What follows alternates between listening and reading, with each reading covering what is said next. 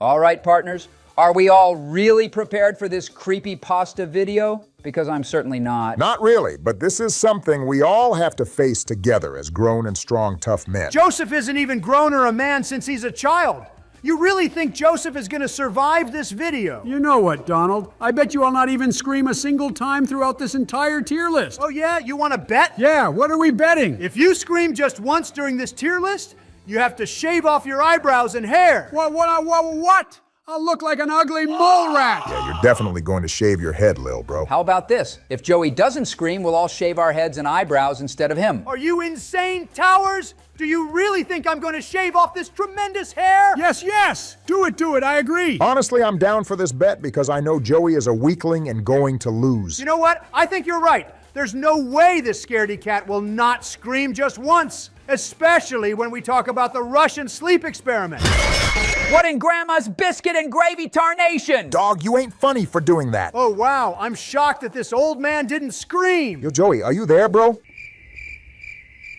Well, sounds like he's dead, which means I won. Aha! Psych! Ha! Gotcha, guys. Damn it! All right, if Joey can pass that jump scare, then let's go ahead and see if he'll survive the rest of this creepy pasta tier list. Don't even worry about me. Let's go ahead and get this crap done with already. All right, if you say so, bro, but if you guys missed our recent Halloween videos, which were ranking horror villain masks and cryptids, we'll leave a link to them in the video description. Also, don't forget to watch our Halloween playlist, which has all of our Halloween-themed videos from the last time we did this. Just as a disclaimer for everyone watching, we apologize if we don't include quite literally every creepypasta out there in existence. There's just so many creepypastas out there that we obviously are missing a lot, but we're going to do our best with the ones we have. Also, we apologize in advance if we mess up explaining any of the lore with these. Other people do it best, but we tried our best doing all the research. Before doing this video, we did a community post asking you all which creepypastas we should include in this video,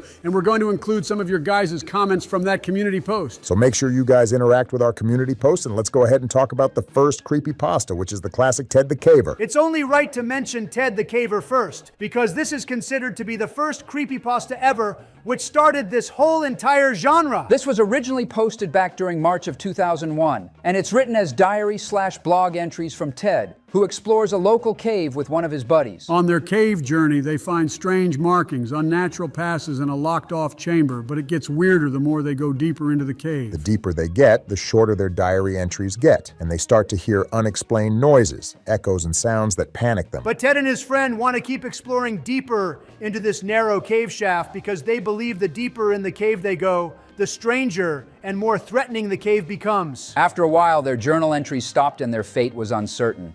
So yeah, Ted the Caver is one of those mysterious, claustrophobic cave diving stories that felt intense. First of all, I don't get why people even cave dive to begin with, like you're asking for a death sentence by doing this. Plus, all you see is just dirt and rocks everywhere, so what's the point? What are you even exploring? You're just exploring rocks and dirt you can find outside. I think you both are just a hater. I honestly can see the curiosity and thrill with cave diving. If I had the chance, I would definitely do it. Your fat ass couldn't even fit in the caves if you tried. You just get stuck and suffocate in your fat and jiggle rolls between the rocks. Zip it, Sleepy Joe. Nothing is impossible for me. I'll just go ahead and pop Ozempic mid-cave dive to lose these fat rolls on the fly. Well, I think this creepypasta's atmosphere and slow escalation made this story what it is and very influential. Without a doubt, this is going in the horror classic tier. All right, this one's for all you Sonic fanatics. We, of course, got the infamous Sonic.exe. Now, I know some people don't like combining video game creepypastas with the real-life ones, or rather non-media-based creepypastas, but we're going to mention both kinds of creepypastas in this video. So, Joey, how do you feel about Sonic.exe?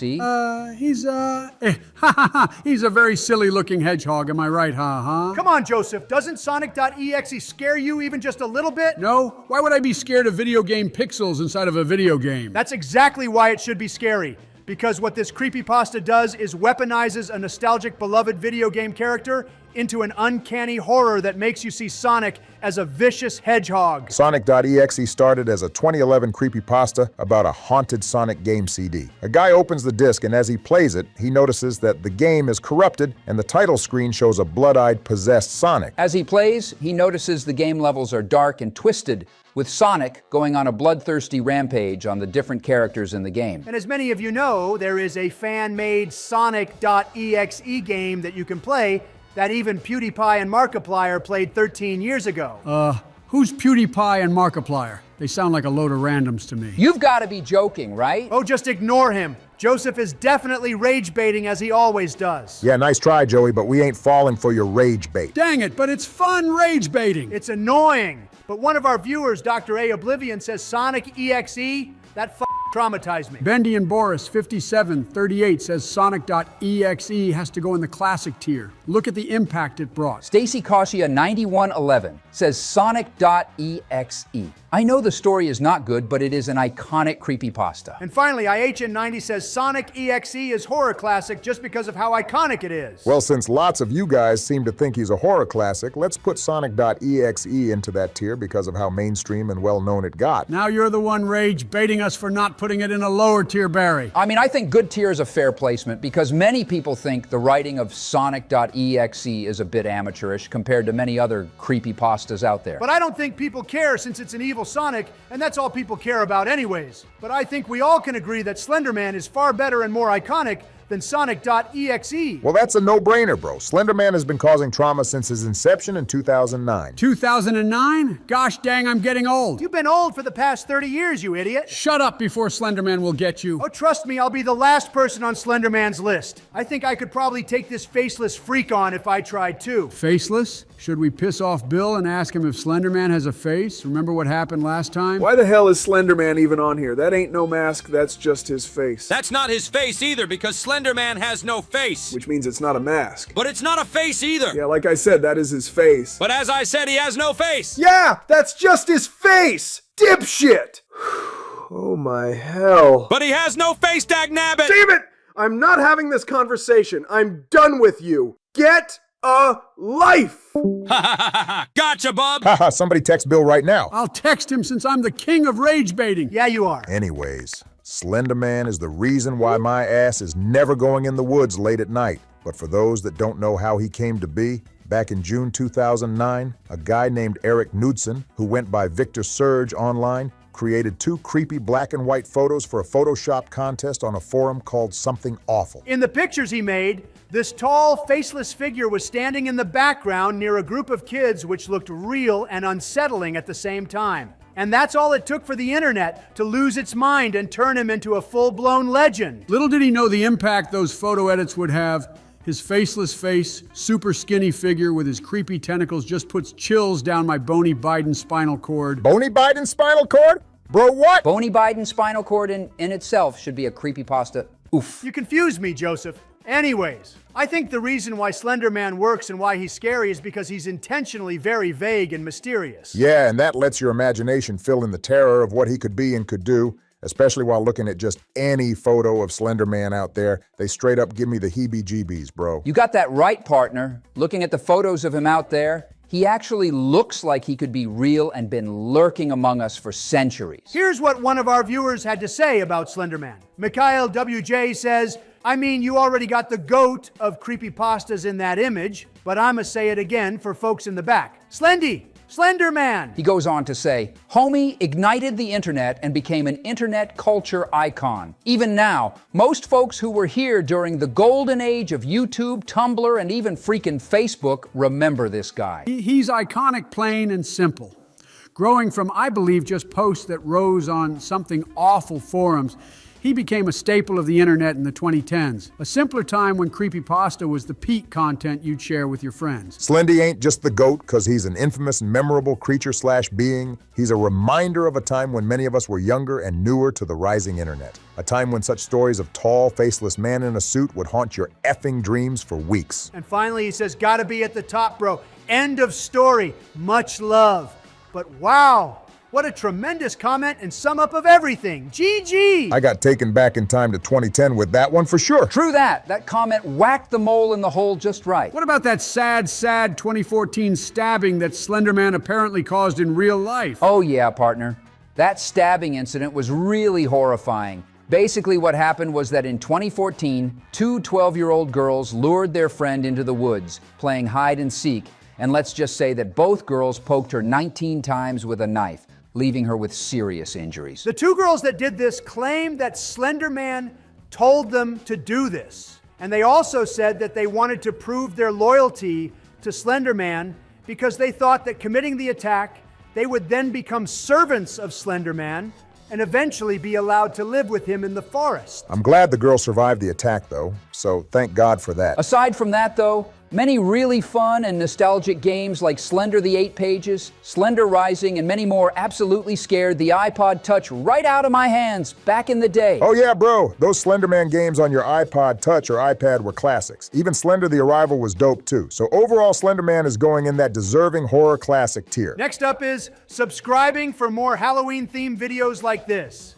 Even though Spooktober is almost over, we still have a couple more spooky-themed videos left, such as ranking horror movies and costumes. So make sure you turn on notifications so you don't miss out on our new videos. And if you want to watch our videos first and early, consider being a channel member. Channel members receive these money badges next to their names, special emotes to use in the comments, along with shout-outs at the end of every video. If you're interested, the link to find out more and become a member is in the description. But the next creepypasta we have to talk about is good old Siren Head. Now, Siren Head is a relatively new creepypasta spawning in at around 2018. Who remembers Chill's videos about Siren Head? Oh, I do. I cried myself to sleep while watching those videos. I remember all the obsession with Siren Head a few years back ago, and isn't he technically considered a cryptid too? Yeah, I guess so. But as you'd guess, he has sirens as a head, which is one of the most unusual things I've ever seen in a character. Siren Head is for sure a very strange one. The photos of him kind of remind me of Slender Man. More like Joseph's cousin, since Siren Head is basically a walking corpse. Whatever you say, Donnie, let's put my cousin in the goated tier. Oh yes, we got the iconic backrooms, which I could have sworn this creepypasta was a lot older than it is. The backrooms clipped into existence back in May of 2019 in a 4chan thread, wherein an anonymous user posted a photograph of a yellow-carpeted fluorescent office space with the caption, "Post disquieting images." Another user replied with the first ever backrooms description, commenting, "If you're not careful and you clip out of reality in the wrong areas, you'll end up in the backrooms, where it's nothing but the stink of old moist carpet, the madness of mono yellow, the endless background noise of fluorescent lights at maximum hum buzz, and approximately 600 million square miles of randomly segmented empty rooms to be trapped in. God save you if you hear something wandering around nearby, because it sure as hell has heard you." And thus the Backrooms creepypasta was born. One of our viewers, Bill A, said that the backrooms should definitely go in the horror classic tier. Then they mention what we just said about the whole no clipping thing, and then they say the backrooms isn't just one place. It has multiple levels and different entities that hunt you down in each level. So Sleepy Joe wouldn't survive there. Hey, yes I would, damn it! Then Blackjack773 replies and says that he agrees with this and that it's one of his favorites, and lots of other AI Presidents channels did gameplay of it back then, so it's pretty iconic. Then Moralana9082 replies the backrooms was the first one they thought of. I think the backrooms are very uncomfortable to talk about, let alone looking at them. Oh look, Mr. Stutters a lot is getting scared. Ha! Yo, I have every right to fear the backrooms, dog. Sheesh, stutter much, Barry? You seriously scared of yellow walls and rooms? Might as well be scared of SpongeBob too. I understand where the fear comes from. The Backrooms taps into liminal space creepiness, which is basically an uncertain transition between where you've been and where you're going. Yeah, it kind of reminds me of the seemingly endless halls of a hotel or something. I ain't rocking with that, bro. They feel so unsettling yet so familiar. It's like my grandma Biden will be passing through here or something. Wait, guys, I just thought of something. What if, hear me out, what if the other side of a black hole is the Backrooms? Oh my gosh, I wonder what Stephen Hawking will think about this. Stephen Hawking has sadly passed away, so we'll never know his quote-unquote theory of the black hole backrooms. Black hole backrooms? That sounds scarier than the actual backrooms themselves. Yo, shut up about black holes, George. You're going to make me afraid of rewatching one of my favorite movies of all time, Interstellar. You're really going to be afraid of a CGI black hole? Sheesh, Barry. I guess I can see why the backrooms can invoke fear into people. I guess that backrooms movie A24 Studios is making is going to be a real scare then. Screw that! I ain't watching that, bro. Nope. Yes. Oh, hell yeah, partner. I'm excited to watch that movie. I'm interested to see how they're going to pull the vibe off. But honestly, I think the Backrooms are a horror classic. Next up is the... What the fuck, bro? Sheesh, man. Oh, my hot flying motherfucking little shit bitch ass. Stupid fucking shit. Fuck hell. Just fuck you all. Ha ha! No way! Barry just crashed out so dang hard. He's the first to scream out of all of us. My heart sank for a second, right there, not gonna lie, but sheesh. I never seen a crash out so hard in this server before. Wow. So does this mean that Barry has to shave his eyebrows and hair now? Wait, what? Brother, no. This was a bet for Joey, not me. Well, sucks to suck since I'm changing the rules. Whoever screams during this whole video, it doesn't matter who it is, you have to shave your head and eyebrows. Oh, wow. You're a frickin' fraud, Donnie. I'm not shaving my eyebrows unless your fat ass screams too. Well, that's never gonna happen, so good luck. You're so unfair, Donnie. You better keep your word and shave all your hair if you so happen to scream. And you really thought I would get scared of the Russian sleep experiment? Poof! Just wait until you hear the full story of the Russian sleep experiment. So basically what this is during the 1940s in a secret Soviet facility, 5 political prisoners in a Soviet experiment were kept awake for 15 days using an experimental stimulant gas in a sealed chamber under the promise of freedom. At first they behaved fairly normal, but as the days dragged on, the effects of extreme sleep deprivation begins to show because they start to lose their minds. In this sealed chamber, paranoia sets in. Voices echo where none exist, and they begin to, let's just say, cannibalism to the extreme. When the 15 days passed and the door was finally opened, what's left of the 5 prisoners is unrecognizable and no longer human. But this is just only a made-up story though, right? It's not real. So they say. This story was first posted and shared around August of 2010, and ever since then, it's become one of the go-to classics in the creepypasta lore. I don't know, man. It could be real because there were real Soviet and Cold War era experiments such as sleep deprivation research, psychological and chemical warfare tests, extreme isolation and prison experiments, and MK Ultra from the CIA. And that's why the Russian sleep experiment is realistic and scary, Joseph. This is most definitely going in the horror classic tier. Not gonna lie, that creepypasta kind of shook me up just a little bit, but I'm not. Joey, That robot voice! What the hell? Is that freaking Stephen Hawking? And you lost Joseph. You screamed. Oh, damn it! No! Stop saying my name! Yo, since when did Stephen freaking Hawking join our server? What in tarnation are you wearing? Are you a DJ, yes. I'm DJ Hawking this Halloween, dropping beats at the speed of light with the homie DJ Diesel, aka Shaquille O'Neal, the Hall of Fame National Basketball Association player. Wow. Shaq and Stephen Hawking? That duo is something I did not see happening in my life. Where did you come from? Hello, Joseph. I came from my mother if we are being technical here. However, I have heard your voices from the back rooms, so I wanted to lip back into reality and say hi. You what? Wait, what? Damn, we were just talking about you? This is kind of weird. Just so you know, George, I have found out that on the other side of the black hole are indeed the notorious back rooms. Whoa, partner, that's crazy. No way. You're lying. And how do you know this? Because I reside there. My home is inside a black hole, which has access to the back rooms. Does anybody want to come and see? No, I'm good. Yeah, I'm good, bro. Screw that. Nope. But hold on just a second. Hey, Joseph, you lost, buddy. You lost the bet because Stephen Hawking scared you. Cracker noodles! Please, Donnie, that doesn't count, man! I don't care. A deal is a deal. Oh, whatever. Hair grows back anyways. I'll shave my stupid hair after this Halloween season is over. The hair on your head will take roughly 6 to 12 months to grow. On average, your hair grows 0.5 millimeters per day, which translates to 1.5 centimeters per month. Oh man, that stinks. What about my eyebrows? As for your eyebrows, it will take 6 to 7 months to fully grow, which is about 0.67 millimeters per day. Chuckle. Haha, get it. 676767. Oh, great! Even Stephen Hawking knows about these stupid 6'7" memes. Stephen Hawking literally knows everything, bro, so I'm not surprised. But yo, Stephen, what can you tell us about Jeff the Killer? Jeff the Killer's origins stem from 2008. Jeff was a bullied teenager who suffered from other kids committing arson on him, leaving him with a horrifying face and smile. Jeff then commits a heinous crime, unaliving his entire family. From a psychological perspective, This creepypasta's effectiveness lies in ambiguity. The brain fills gaps with fear, making the horror personal and persistent. Is anyone else kind of freaked out by Stephen Hawking's voice just narrating the story?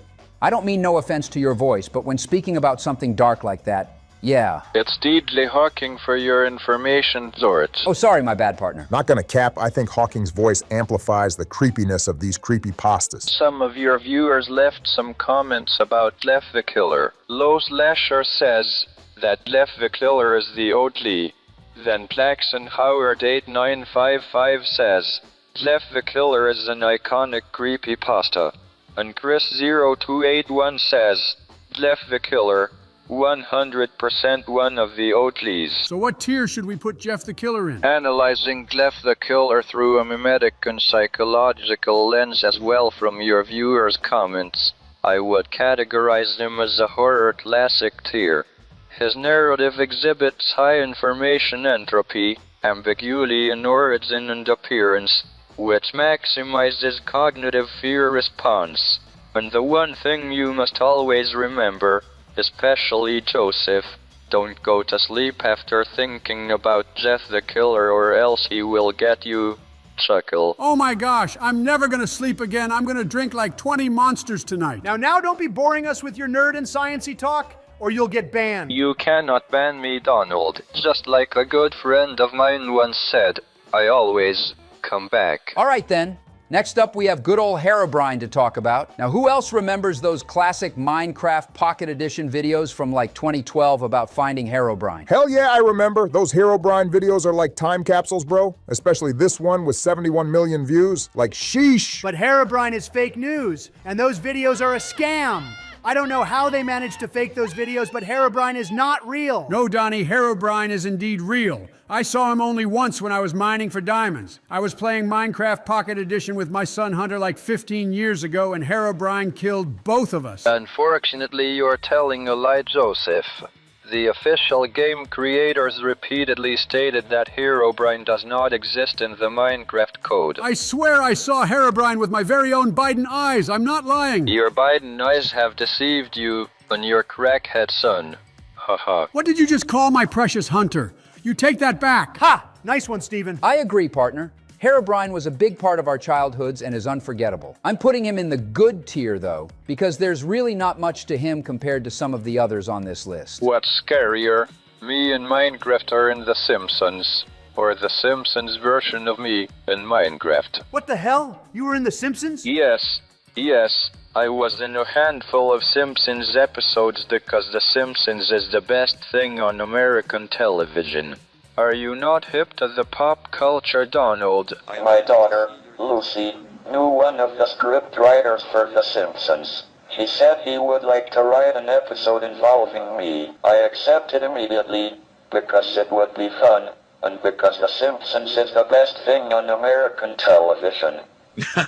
I'm sure what Dr. Hawking means is Silence. I don't need anyone to talk for me. Nah, bro, that has to be AI generated. No, he's actually telling the truth. There are episodes with Stephen Hawking in them. This artist is smarter than Mr. Stephen Hawking. Oh yeah, break it down for me, fellas.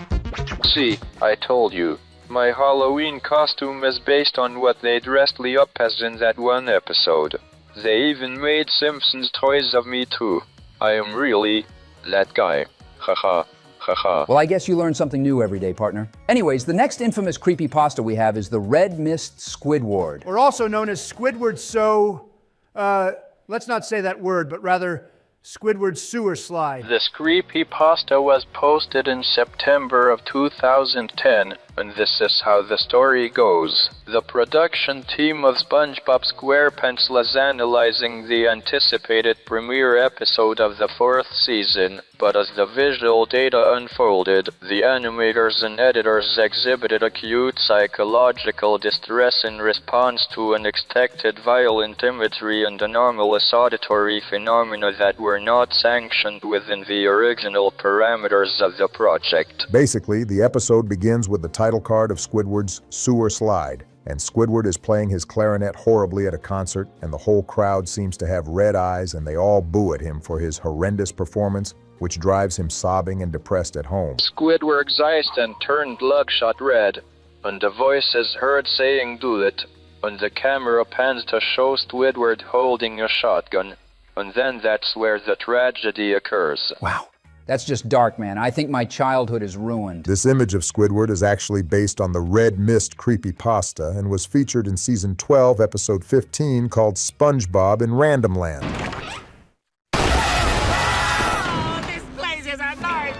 It's pretty crazy how they really reference something extremely dark in a kid's show. This story makes me feel real bad for Squidward because I feel like he'll actually do something horrific like this because of how much SpongeBob and Patrick annoy him and because of how much Squidward hates his life. It's just a stupid, scary story. It's not like Squidward is a real person anyways. He's just a squid in the ocean. Oh, Donald! You think I'm just another scary story around the campfire? This is my life, and the darkness consumed my life. It Whoa, creeps along my walls, seeps What? into my slimy tentacles without my control. I hear Voices inside my clarinet. telling me I'm a failure, Oh, no. and that they're waiting for me beneath the floorboards. And beneath the floorboards is the Fiery, deep, dark pit. What the hell? Screw this! Hell no! So come and join us. Do you feel it now, Donald? Do you hear the Somebody painful kick Squidward. laughing and screaming? Look into my eyes. Look now. Stop it! Stop! Do you bleed? Oh hell Do no. your Bye-bye. eyes bleed? Somebody kick him, please. I can't. It's not letting me kick him. Hurry up, dude. Please kick him, I'm about to poop myself. Dog, hurry up before I lose my mind! Okay. I think I got it. There. Somebody please tell me. What the f*** was that? I don't know, bro, but let's hurry and move on from this cursed Squidward. I don't feel right about this, but he's going in the goated tier before he comes back and possesses us. Guys. What, Joseph? What dude? I think we all just lost a bet. Like all of us screamed and got scared. Oh, dagnabbit. No. You've got to be kidding me. Damn it, bro. I hate to say it, but you're right, Joey. A bet is a bet, Donald. You said you would. Whatever. This is all your fault, Sleepy Joe. No, it's not. You can blame Squidward or whatever the hell was controlling him. I'm so gonna sue Squidward after this is over. I want this stupid creepypasta tier list to be over before something else happens to us. True. I'm trying to watch the Teletubbies after this to free my mind from all this scary crap. Smile Dog is next up, and this is an OG creepypasta coming from 2008. Basically, the story with this one is that if you either view this scary photo of this husky or you don't send it to anyone, you will be cursed. Apparently, you'll go insane and be haunted until you spread the image to someone else. It's just one of those quote-unquote cursed images people send around for the hell of it. Also, those who view it are said to have recurring nightmares or see the image constantly in their minds, which is crazy. We have a few comments from our viewers about Smile Dog. One of them comes from mwags_fnaf, and they say, Smile Dog, a horror classic that's the creepiest creepypasta I've ever seen. Mason says that Smile Dog is a horror classic because it is very scary. And plus, he has no weaknesses. And finally, Knollwood the Hot Rod 2009 says, how about Smile Dog? It's pretty well known and it's stupidly terrifying. I believe there's a debate on what's the original Smile Dog picture. But whatever one it is, all of them are pretty creepy. I'm putting Smile Dog in the horror classic tier since this cursed K9 is an OG. Now what is this?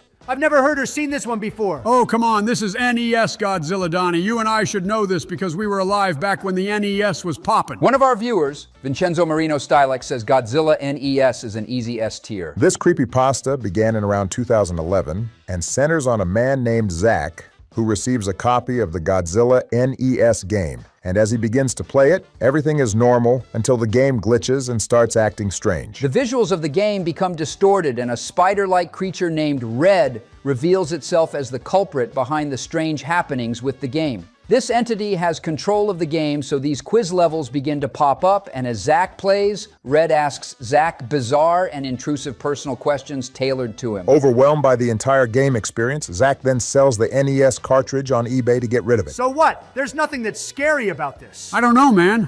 Look at that red creature. That thing looks so weird, and if it started to know things about me that I didn't even know, I'd turn into dust. I think the antiquity of the graphics and this creepypasta being on an old video game system makes the story more scary and believable. So I'm going to put this one in the goated tier. Laughing Jack is the next creepypasta, which just his looks alone just shivers my timbers partner. Who is this supposed to be? An Art the Clown ripoff? You better watch what you say about Laughing Jack or he'll come and get you. No clown is going to get me. Yeah, you're right, since you yourself are already a clown. Ha! You're so unfunny and predictable, it's hilarious. Now, the story of Laughing Jack does go pretty deep and is very detailed, but to sum it up, Laughing Jack was initially created by a guardian angel as a brightly colored Jack-in-the-Box clown whose personality reflected the personality of his owners. Laughing Jack was later sent as a Christmas present to a lonely boy named Isaac in the 1800s. When Isaac grew up, he abandoned Laughing Jack after being sent to boarding school. Laughing Jack's colors then began to fade to black and white as a result of his isolation from his owner, Isaac. Meanwhile, Isaac grew up to become a cold-hearted serial killer who committed heinous acts and crimes to many people. When Isaac finally returned back home, he forgot about Laughing Jack and he was locked away this whole time. So when Isaac returned as a serial killer and rediscovered Jack, the clown was freed and had a demonic entity. Then as revenge, Laughing Jack then unalived Isaac. And there's more to the story after this, but that's pretty much the main parts, I believe. Feel free to explain, expand, or even correct us on the lore of any creepypastas we've mentioned. All right, I guess this one is kind of scary, but it's only a good story, nothing more, nothing less. So good tier it is. Oh no, can we just skip this one, please? Yeah, I hate looking at this thing. It's like looking into a mirror. Not going to lie, it does freak me out a tiny bit. The images of this thing just makes you wonder if it's real. But we all know it's fake news. The rake originated in 2005 on 4chan, and the rake is described as a pale humanoid creature often crouched, walking on all fours with incredibly sharp claws, hence the name the rake. The rake is a very mysterious and sadistic, cruel thing. It stalks its victims and prances out in the wilderness, preying on its next person. And the classic image you see of the rake has been floating around on the internet for over a decade, and every time I see it, I can't get it out of my mind. One of our viewers, the name Game9697, says that the rake is a, quote, fun one. Fun? Yeah, you must be insane. I think for the very reason of this thing being recognizable and one of the earliest popular internet urban legends, I'm putting the rake in the horror classic tier. Next is Ben Drowned, and there's many versions of this creepypasta that I have no idea which one is the main one. All I know is that a college student gets a used cartridge of The Legend of Zelda, Majora's Mask, and there's a save file on there labeled Ben. He plays the save file and the game begins to experience frightening and unusual glitches which are attributed to the spirit Ben who appears in the game. The person that plays the game gets this odd feeling that Ben is actually communicating with him from beyond the game itself. So I think that sums up the basics of it, but over time this creepypasta evolved beyond a single narrative story into an ARG, which is an alternate reality game with additional characters, online interactions, and multiple story arcs. So that's why I said what I said earlier. The lore is deep with this one, and I'm not a Ben Drowned fanatic like some are. One of our viewers by the name Random Teenager 24 says that even though he doesn't know much about the creepypasta, it sure was hella interesting seeing a few games of him. Another viewer named Rizzy YouTube says we have to include Ben Drowned in the tier list since it's a horror classic to him. He also explains the lore in the rest of the comment. I know for the respect of the fan base for this one, this is going into the goated tier. Next up is the Candle Cove Creepypasta, which is a creepy kids show that people claim existed but didn't actually exist. Wait a second. Are you talking about that one show in the 70s?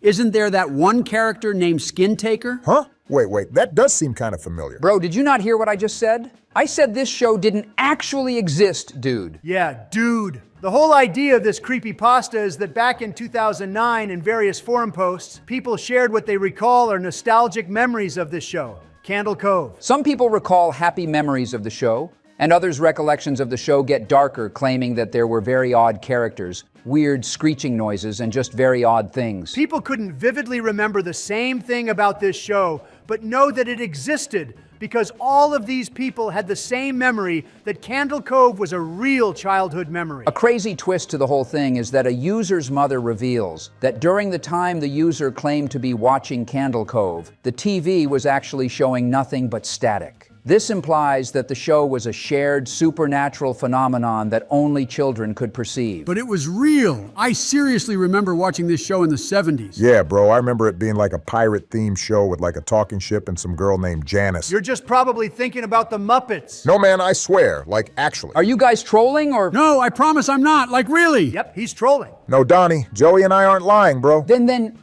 is this like some sort of Mandela effect or something? It sure sounds like it.